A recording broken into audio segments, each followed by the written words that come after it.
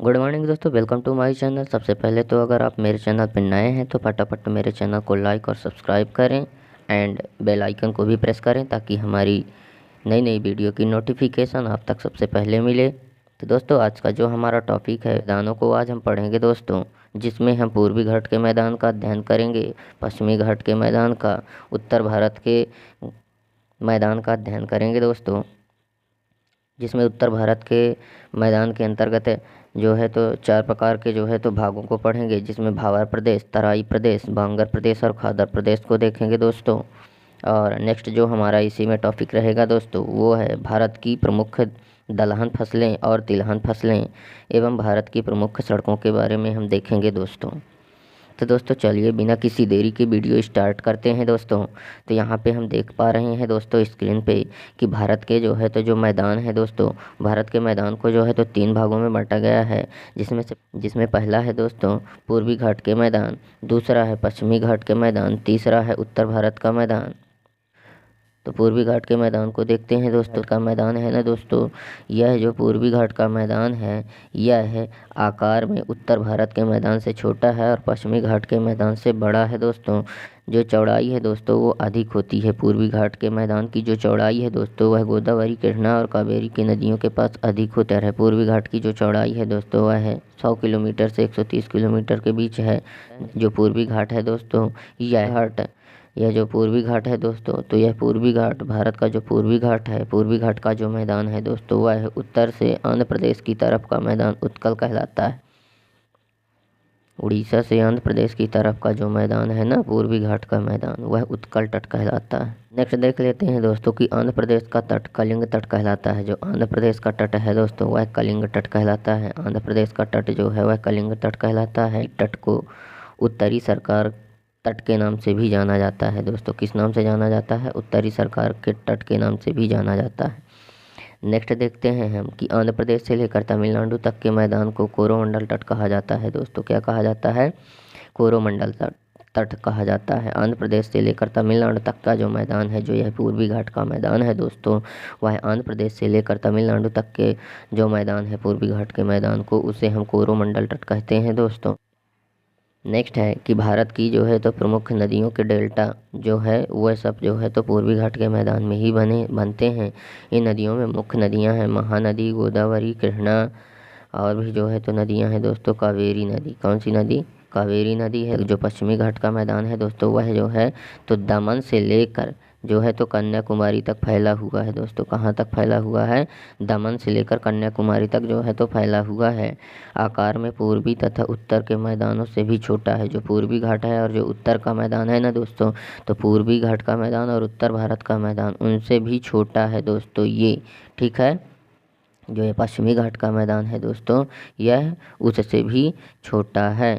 जो पश्चिमी घाट का मैदान है दोस्तों वह आकार में पूर्वी घाट का मैदान और उत्तर घाट के मैदानों से भी छोटा है। इसकी जो चौड़ाई है दोस्तों वह कुल 50 किलोमीटर है और यह गुजरात से गोवा तक के तट को कोंकण तट कहा जाता है दोस्तों। जो ये पश्चिमी घाट का जो मैदान है दोस्तों, तो गुजरात से लेकर गोवा तक के तट को कोंकण तट कहा जाता है दोस्तों। इसमें महाराष्ट्र का पूरा तट आ जाता है। जो महाराष्ट्र है ना दोस्तों, तो महाराष्ट्र का भी पूरा तट इसी में आ जाता है दोस्तों, पश्चिमी घाट के मैदान में, ठीक है ना दोस्तों। नेक्स्ट देख लेते हैं हम, जैसे कि गोवा से मैंगलोर तक के तट को कन्नड़ तट कहा जाता है। क्या कहा जाता है दोस्तों? कन्नड़ तट। गोवा से जो मैंगलोर तक का जो तट है पश्चिमी घाट का, उसे हम कन्नड़ तट कहते हैं दोस्तों।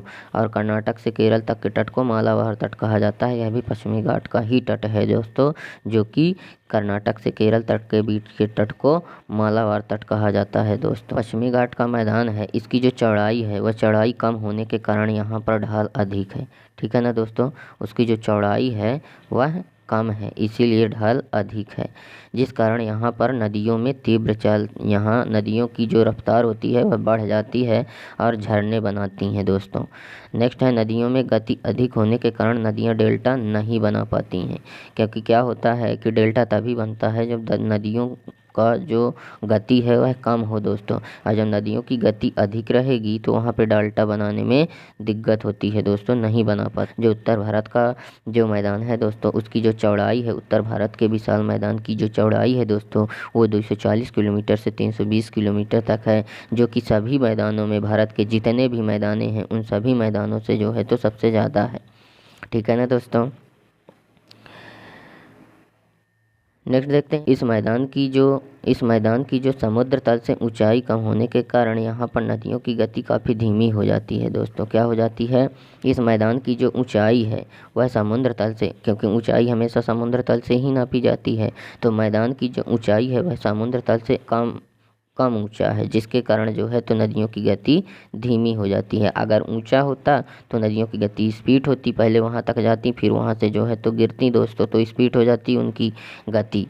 तो ऊंचाई कम होने के कारण जो नदियों की गति है वह धीमी हो जाती है, अतः धीमी हो जाती है ऊंचाई जब जो है तो उत्तर भारत के जो मैदान हैं दोस्तों उनकी ऊंचाई कम है, जिसके कारण नदियों की गति धीमी हो जाती है। और जब नदियों की गति धीमी हो गई तो वह अपने साथ जो भी कुछ कंकड़ पत्थर बालू वगैरह बहा के लाती हैं, जो भी कुछ अवसाद लाती हैं, वह जो है तो अवसादों को वहाँ जमा कर देती हैं, क्योंकि बहा नहीं पाती हैं गति धीमी होने से, जो कि मैदान की विशालता का प्रमुख कारण है। इसीलिए उत्तर भारत का मैदान जो है तो विशाल मैदान है, क्योंकि नदियों की गति धीमी होने के कारण वहाँ सब पूरा मलबा, पूरा अवसाद आके जमा हो जाते हैं दोस्तों, इसलिए वहाँ का विशाल मैदान बना है। उत्तर भारत के मैदान को समझने के लिए इसको हम 4 भागों में बांटे हैं दोस्तों, जिसमें से पहला है भाबर प्रदेश और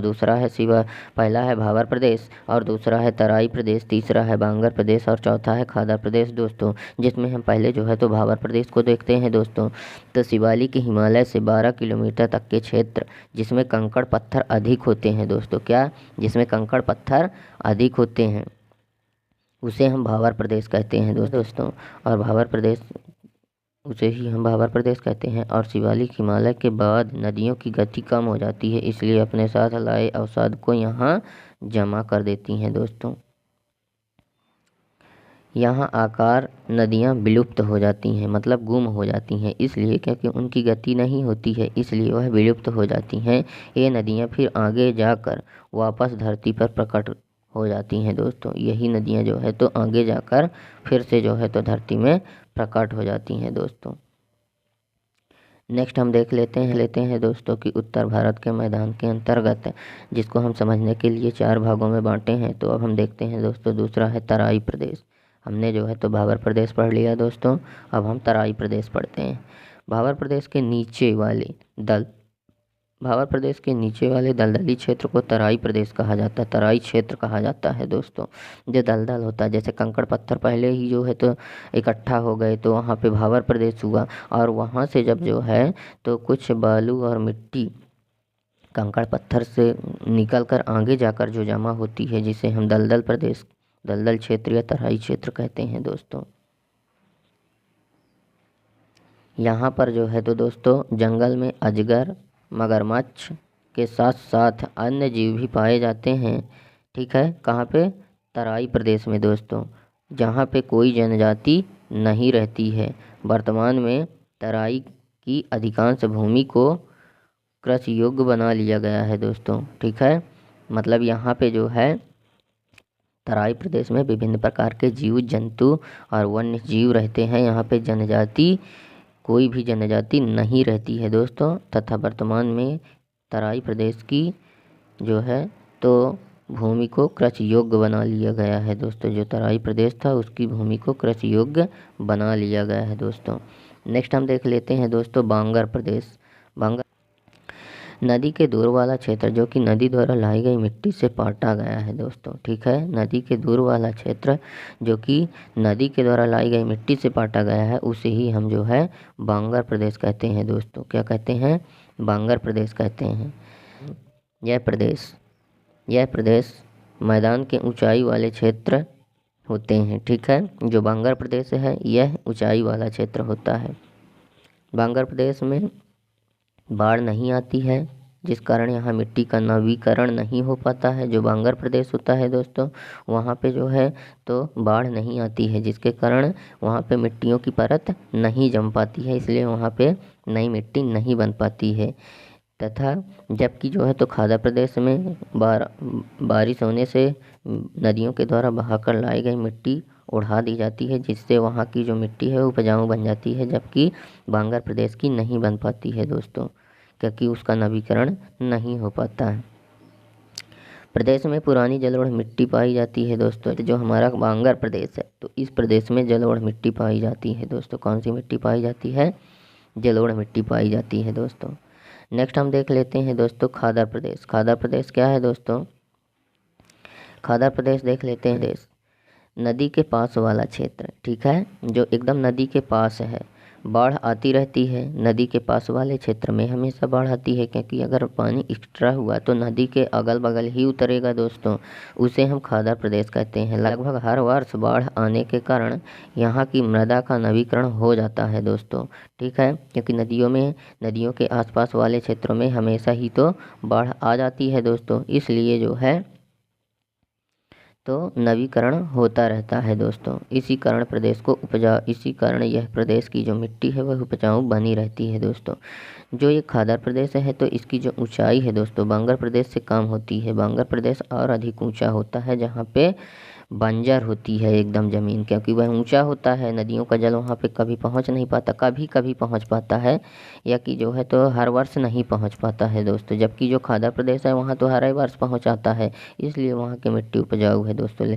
और जो बांगर प्रदेश है वह ऊंचा होता है खादर प्रदेश से, इसलिए यहाँ पे जो वर्षा का जो जल है वह नहीं पहुँच पाता है, जिसके कारण वहाँ की मिट्टी जो है तो उपजाऊ नहीं हो पाती दोस्तों। तो नेक्स्ट हम देखते हैं कि भारत की जो प्रमुख फसलें हैं दोस्तों, जिसमें से हम पढ़ेंगे कि दलहन फसलें, तिलहन फसलें, ठीक है। तो भारत की जो प्रमुख फसलें हैं दोस्तों वो हैं दलहन एवं तिलहन फसलें। भारत की शाकाहारी जनसंख्या की प्रोटीन की आपूर्ति का प्रमुख स्रोत दलहन फसलें हैं, जबकि भारत के सभी कृषि आयातों से दालें प्रथम स्थान पर हैं। दलहन फसलों के संबंध में कुछ प्रमुख बातें हैं जो निम्न प्रकार से हैं दोस्तों। भारत की प्रमुख दलहन फसलें, सभी दलहन फसलें जितने भी भारत में दलहन फसलें पाई जाती हैं दोस्तों, सब की सब लिग्यूमिनेसी कुल की फसलें होती हैं दोस्तों। इन फसलों की प्रमुख विशेषता है दोस्तों कि इनकी जो जड़ होती है तो जड़ों की ग्रंथियों में राइजोबियम नामक जीवाणु पाया जाता है दोस्तों। जो ये दलहन फसलें होती हैं ना, इन दलहन फसलों की जो जड़ें होती हैं, जड़ों की जो ग्रंथियाँ होती हैं दोस्तों, उनमें राइजोबियम नामक जो है तो जीवाणु पाया जाता है दोस्तों। कौन सा जीवाणु पाया जाता है? राइजोबियम नामक जीवाणु पाया जाता है दोस्तों, जो कि वायुमंडल की नाइट्रोजन को नाइट्रेट में परिवर्तित कर मृदा की उर्वरता को बढ़ा देता है दोस्तों। जो ये राइजोबियम पाया जाता है ना नामक जीवाणु, मृदा की जो उर्वरता शक्ति है दोस्तों उसको यह बढ़ा देता है, जो कि दलहन फसलों की कहाँ पाया जाता है दोस्तों? जड़ों की ग्रंथियों में पाया जाता है दोस्तों। वह नाइट्रोजन को नाइट्रेट में परिवर्तित कर मृदा की उर्वरता शक्ति को बढ़ा देता है दोस्तों। दलहन की जो फसलें हैं दोस्तों सर्वाधिक महत्वपूर्ण स्थान रखती हैं, ठीक है। दलहन की फसलें फसल चक्र में सर्वाधिक महत्वपूर्ण स्थान रखती हैं। भारत की जो है तो प्रमुख दलहन फसलें इस प्रकार से हैं, जैसे अरहर हो गया, चना हो गया, मटर हो गया, मसूर हो गया। ये है जो है तो रबी की फसल। खरीफ की फसल में हो जाएगा सोयाबीन, मूंग, उड़द और लोबिया, ठीक है ना दोस्तों। तो हमने पहले ही बता रखा है कि जो भारत की प्रमुख दलहन फसलें हैं दोस्तों, उन दलहन फसलों की जो जड़ हैं, जड़ों की जो ग्रंथियां हैं, तो ग्रंथियों में दोस्तों राइजोबियम नामक जीवाणु पाया जाता है, जो कि नाइट्रोजन को नाइट्रेट में परिवर्तन करके मिट्टी की उर्वरता शक्ति को बढ़ा देता है दोस्तों। और जो जायद की फसलें होती हैं दोस्तों वो हैं सोयाबीन, मूंग, उड़द में सिंचाई के पर्याप्त साधन उपलब्ध होते हैं, वहाँ दलहन फसलें जायद ऋतु में भी उगाई जाती हैं। मतलब जो है तो भारत में जो दलहन फसलें हैं दोस्तों उनको हम 3 ऋतुओं में उगा सकते हैं अगर पानी की व्यवस्था है तो, ठीक है ना दोस्तों। नेक्स्ट देख लेते हैं कि जो दलहन फसलें हैं उनका सर्वाधिक उत्पादन मध्य प्रदेश में होता है दोस्तों। कहाँ होता है? सबसे ज़्यादा जो दलहन फसलें हैं उनका जो उत्पादन है दोस्तों वह मध्य प्रदेश में होता है। फसलवार उत्पादन में राज्यों का स्थान निम्न प्रकार से है दोस्तों। सबसे ज़्यादा दलहन फसलें दोस्तों मध्य प्रदेश में उगाई जाती हैं, जिसमें से पहली है सोयाबीन की फसल है दोस्तों, जो कि मध्य प्रदेश में उगाई जाती। चना, अरहर, अरहर तो महाराष्ट्र में दोस्तों, मसूर उत्तर प्रदेश में। दलहन फसलों में सबसे अधिक प्रोटीन सोयाबीन में पाया जाता है दोस्तों। ये जो दलहन फसलें होती हैं दोस्तों, इनमें सबसे ज़्यादा जो प्रोटीन पाया जाता है दोस्तों, वह है सोयाबीन की फसल में, सोयाबीन में पाया जाता है। ठीक है, 40% प्रोटीन पाया जाता है दोस्तों सोयाबीन की फसल में, और 20% तेल पाया जाता है। 40% प्रोटीन और 20% तेल पाया जाता है दोस्तों। विश्व में सोयाबीन का सबसे अधिक उत्पादन यूएसए में भी होता है, यूएसए में और ब्राज़ील में। भारत में दलहन फसलों में सबसे अधिक उत्पादन सोयाबीन की फसल का ही होता है दोस्तों। सबसे ज़्यादा उत्पादन किसका होता है? सोयाबीन नामक फसल का ही सबसे ज़्यादा। दलहन फसलों में सबसे ज़्यादा भारत में कौन सी फसल उगाई जाती है दोस्तों? तो सोयाबीन ही उगाया जाता है दोस्तों। अब नेक्स्ट देख लेते हैं दोस्तों, भारत में जो है तो प्रमुख दलहन फसलों के बाद तिलहन फसलों की बात कर लेते हैं दोस्तों। जिन फसलों से तेल की प्राप्ति की जाती है उन्हें तिलहन फसलें कहा जाता है दोस्तों। ठीक है, यहाँ ध्यान देने योग्य बात यह है कि कुछ फसलें जैसे सोयाबीन, तिलहन एवं दलहन दोनों के अंतर्गत आती हैं। जो सोयाबीन है ना दोस्तों, वह तिलहन और दलहन दोनों के अंतर्गत आता है दोस्तों। दाल के लिए भी यूज करते हैं और तेल निकालने के लिए भी उसका यूज होता है दोस्तों। सोयाबीन के उगाने में तीसरा स्थान है भारत का। भारत की प्रमुख तिलहन फसलें जैसे सोयाबीन, मूंगफली, सरसों, ये जो है तो तिलहन फसलें हैं। और है सूरजमुखी, नारियल और कुसुम, ये फसलें जो हैं दोस्तों तो तिलहन फसलें हैं, जो कि भारत में भारी मात्रा में उगाई जाती हैं दोस्तों। लेकिन सबसे ज़्यादा सोयाबीन का उत्पादन किया जाता है दोस्तों। भारत की प्रमुख तिलहन फसलों के उत्पादन उन्हीं स्थानों पर किया जाता है दोस्तों जहाँ की भूमि कम उपजाऊ तथा वार्षिक वर्षा की मात्रा भी कम होती है दोस्तों। जो तेल वाली फसलें हैं दोस्तों, तो जहाँ पे पानी की मात्रा कम होती है, जहाँ पे पानी की व्यवस्था, पानी नहीं मिल पाता है दोस्तों, ऐसी जगहों पर तिलहन फसलों का उत्पादन किया जाता है दोस्तों। इसका प्रमुख कारण यह है कि तिलहन फसलों को अधिक सिंचाई की आवश्यकता नहीं होती है। अधिक उपजाऊ क्षेत्र में खाद्यान्न फसलों को उगाया जाता है। ठीक है ना दोस्तों। कुल बोए गए फसलों का जो क्षेत्रफल के अनुसार खाद्यान्न फसलों के बाद तिलहन फसलों का स्थान दूसरा है। ठीक है, मतलब जितने भी फसलें बोई जाती हैं भारत में, उनमें जो है तो दूसरे नंबर पर तिलहन फसलें ही उगाई जाती हैं दोस्तों। ठीक है, तिलहन फसलों के उत्पादन में मध्य प्रदेश सबसे आगे राज्य है, अग्रणी राज्य है, यानी कि सबसे बड़ा, सबसे आगे, सबसे प्रमुख नंबर पर है। प्रमुख तिलहन फसलों का जो ऋतुवार विवरण है वह निम्न प्रकार से है दोस्तों। जैसे जो तिलहन फसलें हैं, जैसे रबी में सरसों उगा लिया गया रबी की ऋतु में, खरीफ की ऋतु में मूंगफली और सोयाबीन उगा लिया दोस्तों। तो इस तरह से जो है तो दूसरे नंबर पर जो है तो यही तिलहन फसलें ही भारत में सबसे ज़्यादा उगाई जाती हैं दोस्तों। भारत में तिलहन फसलों में सर्वाधिक उत्पादन सोयाबीन का, मूंगफली का होता है दोस्तों। जो तिलहन फसलों के उत्पादन में भारत दूसरे नंबर पर है दोस्तों, उसमें सबसे ज़्यादा जो फसलें हैं वह तिलहन में सोयाबीन और मूंगफली का ही उगाया जाता है दोस्तों। तिलहन की फसलों 64% लिनोलिक अम्ल पाया जाता है दोस्तों, जो कि मानव शरीर में कोलेस्ट्रॉल की मात्रा को क्या करता है दोस्तों? कम कर देता है। नेक्स्ट हमारा जो तिलहन फसल में आता है दोस्तों सरसों। जो सरसों के तेल में जो तीखापन होता है दोस्तों, वो किस कारण होता है?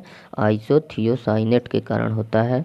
सरसों की कुछ प्रजातियों में एरूसिक अम्ल भी पाया जाता है दोस्तों। कौन सा अम्ल पाया जाता है? एरूसिक अम्ल भी पाया जाता है, जो कि मानव शरीर के लिए हानिकारक होता है दोस्तों। क्या होता है? हानिकारक।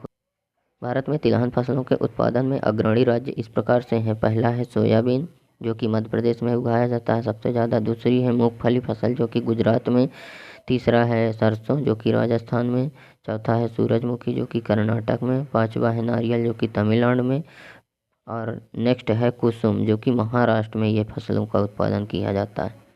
नेक्स्ट देख लेते हैं दोस्तों, भारत का जो राष्ट्रीय सड़क परिवहन तंत्र, भारत का सड़क परिवहन तंत्र।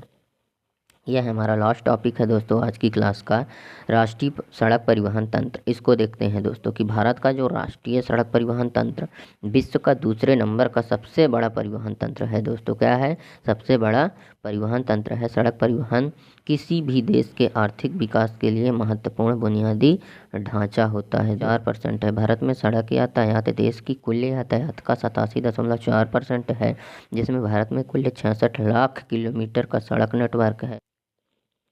लेकिन सबसे ज़्यादा विश्व में पहला स्थान सड़क के परिवहन में यूएसए का है दोस्तों। दूसरे स्थान पर जो है तो भारत का है। दूसरा स्थान भारत का है, पहला स्थान यूएसए का है सड़क परिवहन में, और तीसरा स्थान चीन का है दोस्तों।